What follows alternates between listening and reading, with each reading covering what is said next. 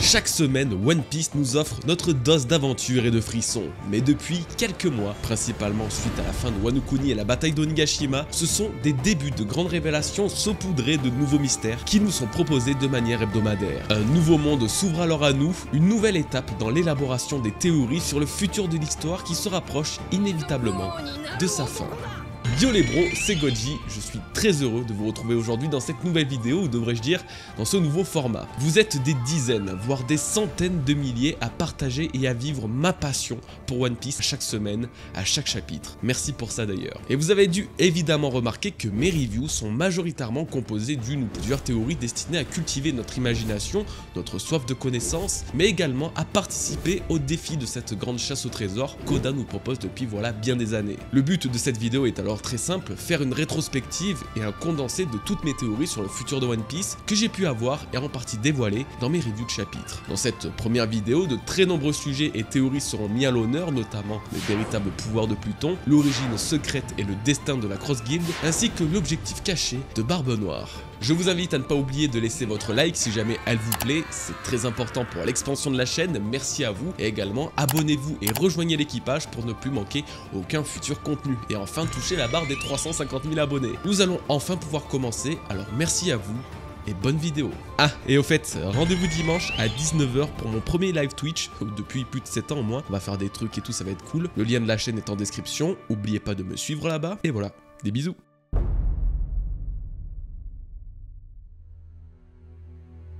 À peine sorti du combat d'anthologie qu'aurait été celui de Luffy versus Kaido et de toutes les révélations qui en ont découlé, Oda crée à nouveau la surprise en dévoilant à ses lecteurs la position de Pluton. La première arme antique à avoir été mentionnée dans l'histoire de One Piece, celle qui a introduit tout le mystère de ses puissances divines plus de 800 chapitres en arrière et dont la localisation était inconnue de tous, sommeillée paisiblement au fin fond de Wano Kuni. Mais maintenant que sa localisation est connue, que nous reste-t-il à découvrir concernant cette arme? Bien que cela fait plus de 20 ans qu'Oda nous en a parlé pour la première fois, on ne sait toujours pas comment elle fonctionne réellement, à quoi elle ressemble, son véritable rôle dans l'histoire de One Piece. Et c'est ici que débute ma théorie. Vous l'aurez remarqué, je n'ai pas dit toute la vérité. En effet, on ne peut pas déclarer absolument ne rien savoir de Pluton quand l'arc de Water 7 et Enies Lobby nous a révélé un bon nombre de choses à son sujet, notamment qu'il s'agisse d'un bateau.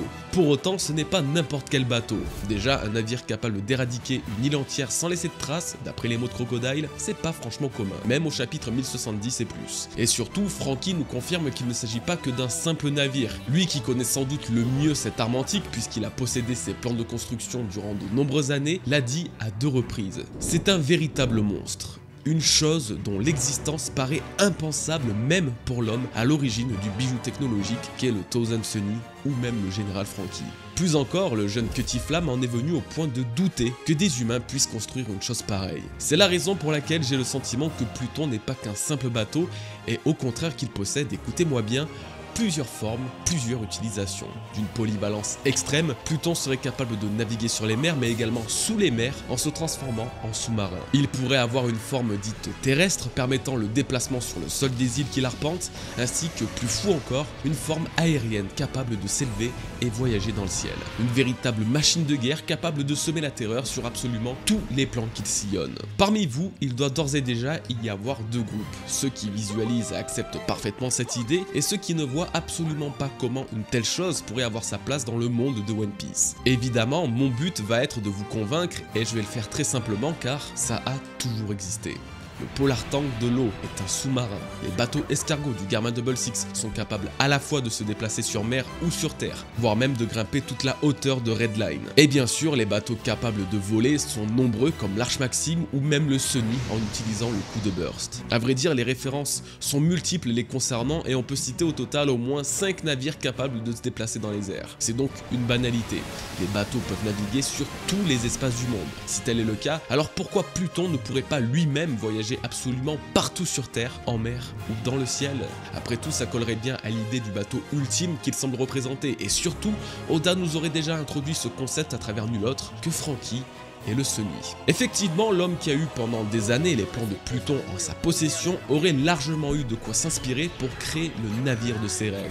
Grâce au Soldier Dog System, le Sunny peut invoquer un tank capable de rouler sur la terre ferme ou bien invoquer un sous-marin pour naviguer dans les eaux profondes grâce au Shark Submerge. Pluton en serait capable, mais à bien plus grande échelle et bien plus efficacement. Pourtant, ce n'est pas tout. J'ai pris en exemple l'Arche Maxime dans les navires capables de voler, n'est-ce pas? Eh bien, tout comme l'Arche Maxime, Pluton serait également capable de voguer dans l'espace. La vie existe dans l'espace de One Piece, elle est même particulièrement active comme en témoigne la présence de pirates sur la Lune et les ruines de la cité antique Bilka. Il y a peut-être d'autres planètes à visiter, des planètes peuplées et dont seraient originaires ces fameux pirates exploitant la Lune.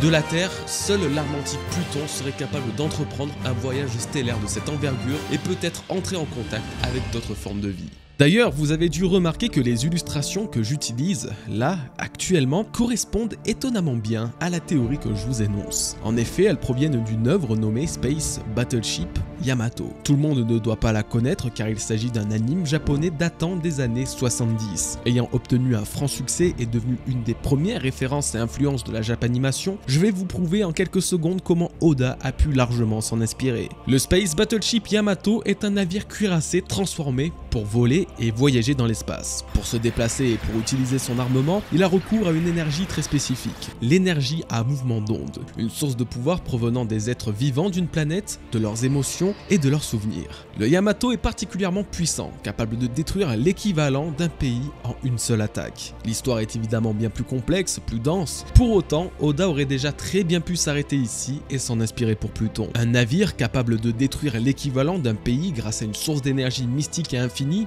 similaire à l'énergie à l'origine des fruits du démon, tout en pouvant se déplacer à la fois sur mer ou dans l'espace, de planète en planète. Le scénario est parfaitement adapté à notre théorie de l'arme antique Pluton. Et puis l'ironie ultime, c'est quand même le nom de Yamato, homonyme de celui de la princesse démon apparue sur Wano Kuni, lieu où sommeille Pluton. Vous l'aurez compris, cette œuvre mythique au Japon a peut-être eu sa place dans l'histoire d'Oda, tout comme pourrait l'avoir le château dans le ciel, réputé pour ses incroyables parallèles avec One Piece. Seulement voilà, la théorie ne s'arrête pas là. Un engin pareil, il faut l'alimenter. Preuve en est avec l'Arche Maxime, encore une fois, qui avait besoin des pouvoirs du Gorogoro no Mi d'Ener pour atteindre la Lune et s'élever dans le ciel. Doutez-vous bien que le monstre de l'ingénierie navale doit également nécessiter un montant d'énergie colossal. S'il peut détruire des îles entières sans laisser de traces et être d'origine non humaine, alors il y a très peu de chances que son seul moteur soit le vent et que ses armes soient des boulets de canon. Pluton serait donc alimenté par une source d'énergie absolument phénoménale, permettant toutes les transformations que j'ai pu vous citer plus tôt, le vol spatial ainsi que la destruction.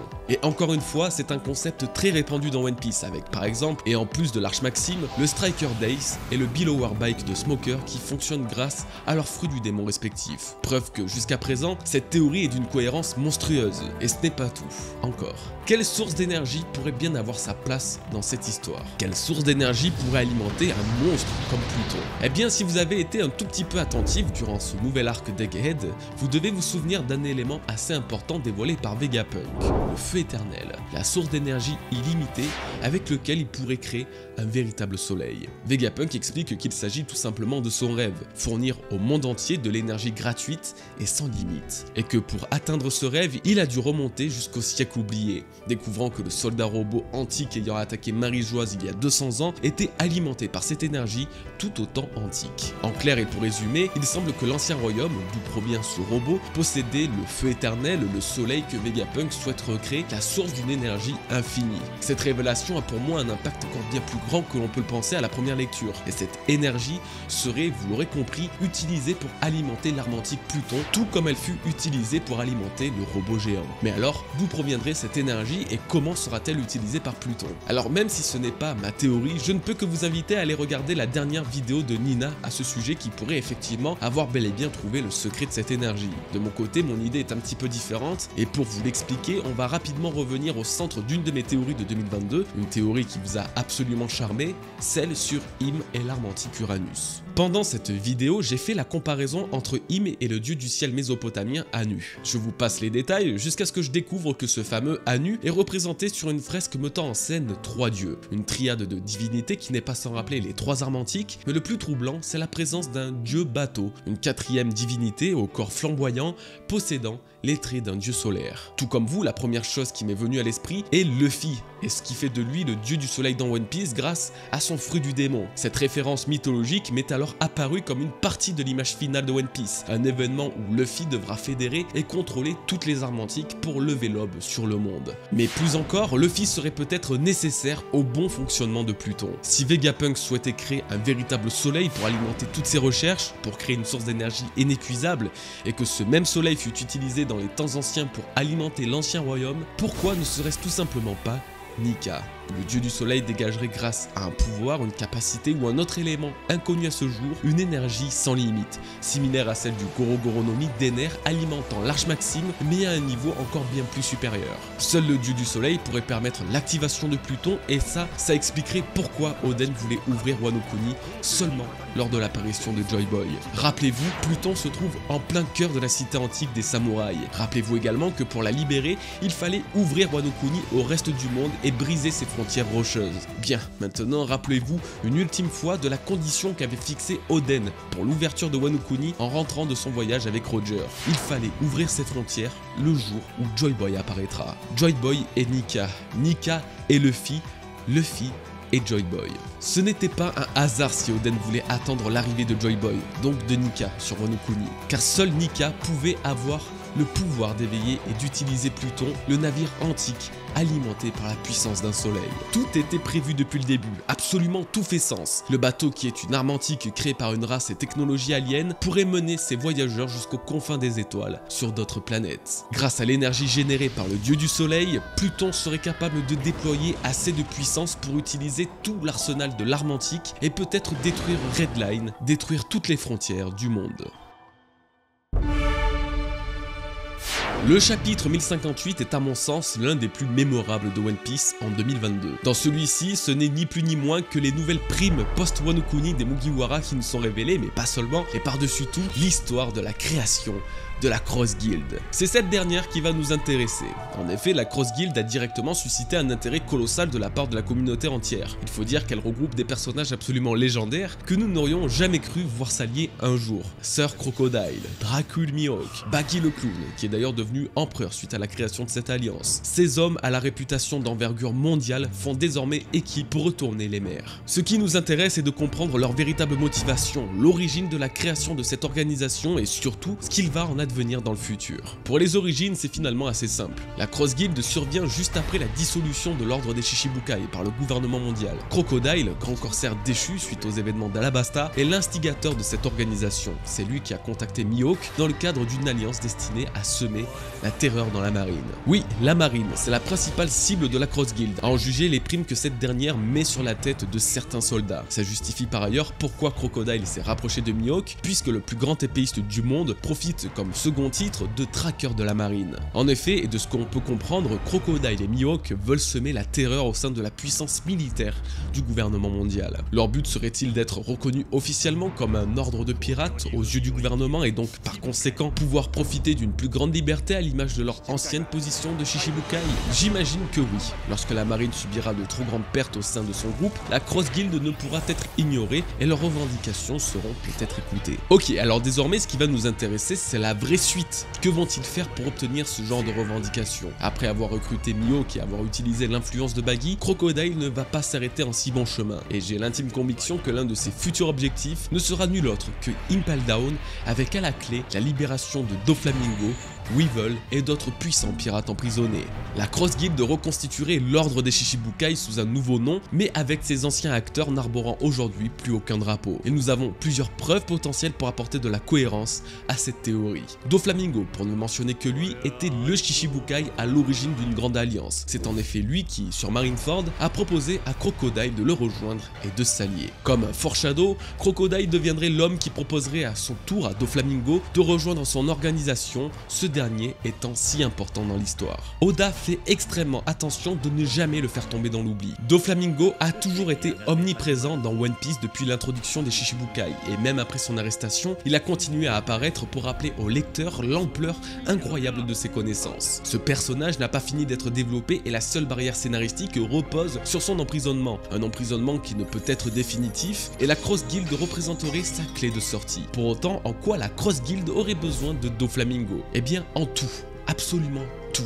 Doflamingo est extrêmement influent, il a tissé des relations avec les plus grands noms de ce monde. Plus encore, lui et Crocodile sont d'une complémentarité jamais vue dans l'histoire. Tous deux étaient à la tête d'une organisation regroupant plusieurs centaines voire milliers de sbires. Ils étaient le cerveau à l'origine de grands crimes et ultimement, ils connaissent chacun un secret tabou du monde. Crocodile avait des informations sur Pluton et était même le seul personnage à en savoir autant sur cette arme antique, quand Doflamingo, lui, semble également le seul à connaître un incroyable secret, celui du trésor national de Marie-Joise, dont la simple existence pourrait changer la face du monde.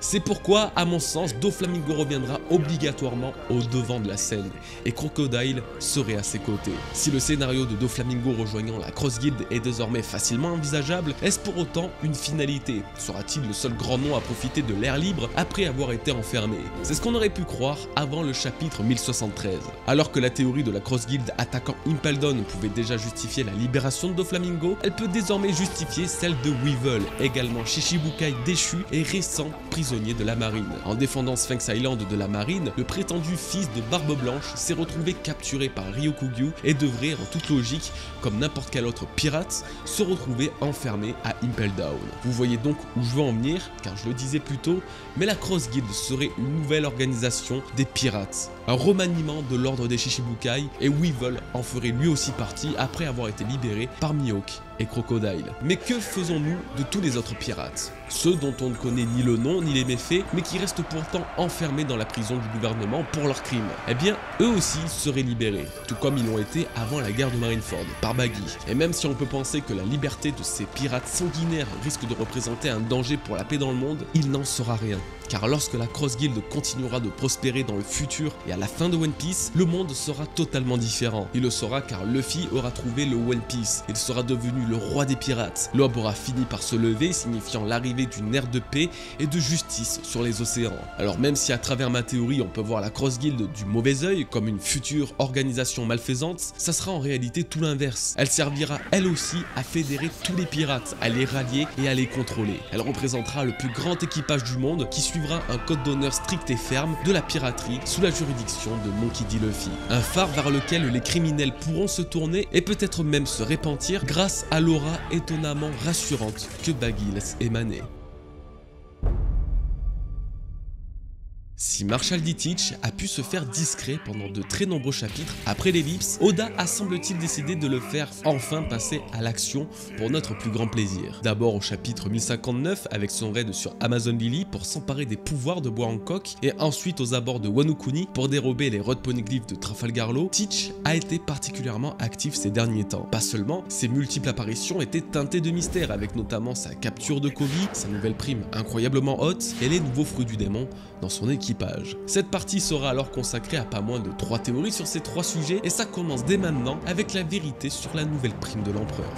La première prime de Marshall D. Teach, révélée dans le Nouveau Monde, s'élevait au montant colossal de 2 247 600 000 berries. La seconde, révélée au chapitre 1059, s'élevait quant à elle à pas moins de 3 996 millions de berries. Une augmentation absolument folle de 1 750 millions de berries pour l'empereur des ténèbres. En quoi est-ce intriguant? Eh bien, comprenez que Teach a pris plus de berries sur sa prime en 2 ou 3 semaines que Luffy dans la même période qui a vaincu Kaido. Alors qu'a-t-il bien pu faire pour profiter d'une telle augmentation? Ça, c'est tout le mystère et à mon sens, il y a plusieurs facteurs. Son équipage qui se renforce avec de nouveaux fruits du démon puisque tous semblent désormais avoir des pouvoirs issus de ces fruits, peut-être de puissants pirates défaits et de nouveaux territoires conquis, tout ça ce sont des possibilités. Il y en a une autre qui me semble évidente, l'intégration de Gecko Moria, ancien Shichibukai dans son équipage. C'est dans le chapitre 925 que Moria a ouvertement attaqué Teach sur son territoire. C'est aussi dans ce chapitre où Teach l'a invité dans son équipage. Étant donné le peu de choix qui s'offrait à lui,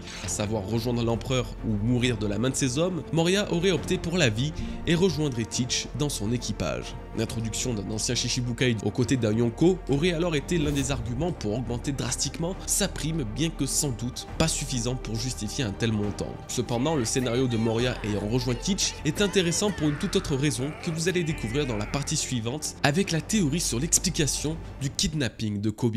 C'était la grande révélation du chapitre 1059. Alors qu'on s'attendait à tout sauf à ce que Teach attaque Hancock, voilà qu'en plus de ça, il capture un soldat de la marine. Pas n'importe lequel, Kobe est indéniablement l'un des personnages les plus importants de One Piece en étant la première personne rencontrée par Luffy au début de son aventure. Et puis c'est un petit peu son miroir, quand Luffy veut devenir le roi des pirates, Kobe lui veut devenir amiral de la marine. Deux extrêmes opposés, ironiquement liés par le destin, dans une relation rappelant celle de Roger et de Garp. Au-delà de prouver l'importance qu'a ce jeune marine dans l'histoire, quel était le véritable plan de Teach en le capturant? C'est la question que je me suis posée dans la review de ce chapitre et mon idée était très claire à ce sujet. Kobe allait servir de monnaie d'échange. Pour ça, qui de mieux que la Cross Guild, cette fameuse organisation anti-marine que nous avons analysée plus tôt, pour s'intéresser à un si grand potentiel que le futur amiral Kobe.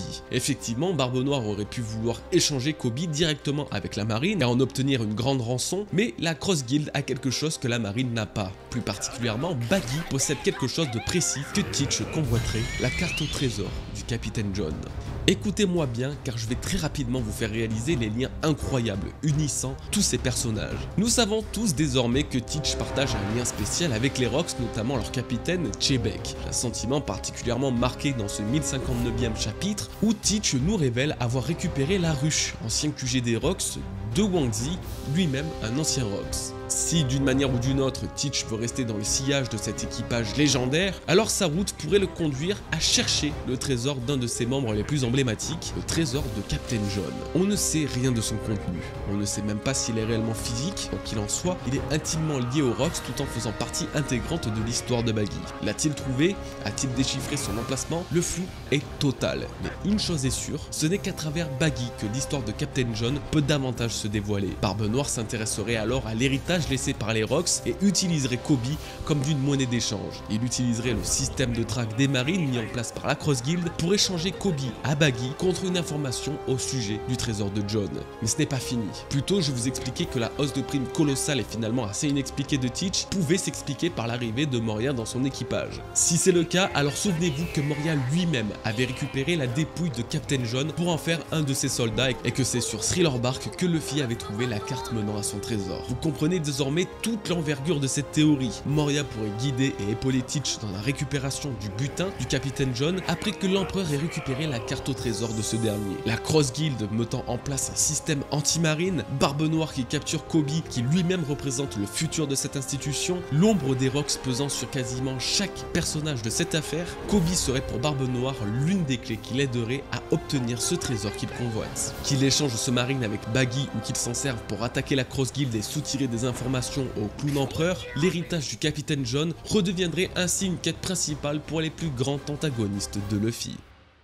La théorie qui conclura cette dernière partie concerne un supernova, le supernova ayant été le moins développé jusqu'à présent dans cette histoire. Pour autant, et comme absolument n'importe lequel de ces pirates introduits sur Sabaody, U-Rouge doit obligatoirement être mis en avant à un moment ou l'autre. En effet, nous ne savons que très peu de choses à son sujet, absolument rien même, si ce n'est qu'il semble venir de la race des Bilkans et qu'il possède le pouvoir d'un fruit du démon capable d'augmenter sa musculature. Alors quel rapport avec Barbe Noire et son équipage, me direz-vous? Eh bien, cette fameuse mise en avant d'U-Rouge se ferait à travers eux. Pour comprendre l'origine de ce raisonnement, il faut tout d'abord réaliser que chaque supernova se voit être développé par le biais d'un empereur et de son équipage. Je ne vais pas vous faire la liste, repensez simplement à chacun de ces pirates et vous verrez qu'une grande partie de leur histoire tourne autour de celle d'un empereur, excepté Bonnie et U-Rouge pour le moment. U-Rouge sera, je pense, lié à Barbe Noire pour de très simples raisons. Bien qu'il ait rencontré Kaido ou même affronté Snake, le fils de Big Mom, U-Rouge n'a jamais eu de véritable interaction avec les Yonko eux-mêmes. Aujourd'hui et parmi les empereurs originaux, il ne reste plus que Shanks et Barbe Noire, sauf que Kid est déjà lié au roux, ce qui laisse une voie libre à Teach. Plus encore, lors de la bataille finale de Marineford et l'ascension de Barbe Noire, U-Rouge a été le premier à reconnaître que ce dernier sera la clé de la tempête à venir. Ce sont les choses qui me font penser que la prochaine apparition du Rouge sera intimement liée à l'Empereur des Ténèbres, mais là encore, il y a deux hypothèses. La première, Burgess se serait emparé de son fruit du démon. Comme tous les autres principaux commandants de Teach, Burgess est apparu avec un un nouveau fruit du démon, un pouvoir qu'il aura obtenu dans une chronologie se situant entre le début de l'arc Zunisha et la fin de l'arc Wano Kuni. Là où ça devient intriguant, c'est qu'un paramécia augmentant la force musculaire, on n'en connaît qu'un seul dans One Piece, et c'est celui du rouge. Plus encore, contrairement à tous les autres supernovas, il n'est plus apparu depuis la fin de l'arc de Dressrosa, coïncidant étrangement avec le début de la période où Burgess a eu son fruit. Rouge se serait alors retrouvé face à l'équipage de Barbe Noire, l'aurait affronté et aurait perdu face à la puissance du Yami Yami no Mi de Teach. Et grâce à son fruit du démon, l'empereur aurait extrait de son corps les pouvoirs du rouge pour les offrir à Burgess, l'un de ses principaux capitaines. Il faut cependant préciser une chose, on ne sait pas encore avec précision comment fonctionnent les pouvoirs du rouge. Il semble qu'il ait besoin de subir au préalable des dégâts physiques pour les convertir en énergie, chose que Burgess ne semble pas avoir fait lors de l'utilisation de ses pouvoirs. L'idée, bien qu'intéressante, contient donc une faille qui nécessite davantage d'informations pour la confirmer ou non. La deuxième hypothèse, quant à elle, serait que Rouge ait finalement simplement rejoint Barbe Noire. Comme on pouvait le voir à l'instant, il semblait intéressé par l'évolution de Teach après Marineford. Ainsi, et comme de nombreux supernovas ayant rejoint les rangs de Yonko, tels que Capone ou même Apu pour ne citer que, Rouge aurait rejoint les rangs de Barbe Noire, qui est le seul à ne s'être fait aucun allié connu, excepté Aokiji. Cette nouvelle recrue aurait ainsi participé à augmenter la prime de Teach aux côtés de Moria, justifiant ce nouveau montant colossal. Cependant, cela n'explique pas les pouvoirs de Burgess relativement similaires à ce dernier, alors libre à vous de choisir quelle hypothèse concernant Rouge vous semble plus proche de la réalité. Une chose est sûre, si Oda garde aussi précieusement le cas du Rouge jusqu'à la toute fin, c'est que l'avenir de ce personnage doit être très particulier, qu'il soit lié à Barbe Noire ou non ne changera aucunement l'importance scénaristique de cet être céleste. Et voilà les bros, on arrive à la fin de cette vidéo. En toute honnêteté, elle devait comporter beaucoup plus de sujets, plus de 10 sujets et théories différentes. Mais quand j'ai vu la taille de la partie sur Pluton, j'ai vite compris que ça ne serait pas possible. Alors si ce format vous a plu, que vous souhaitez dans le futur une nouvelle vidéo théorie et récapitulative des précédents chapitres comme celle-ci, surtout n'hésitez pas à me le faire savoir en commentaire, c'est vraiment important. D'ailleurs, si une théorie en particulier vous a charmé, n'hésitez pas non plus à m'en faire part. Merci à tous d'avoir regardé cette vidéo jusqu'à la fin, portez-vous bien, prenez bien soin de vous, peace.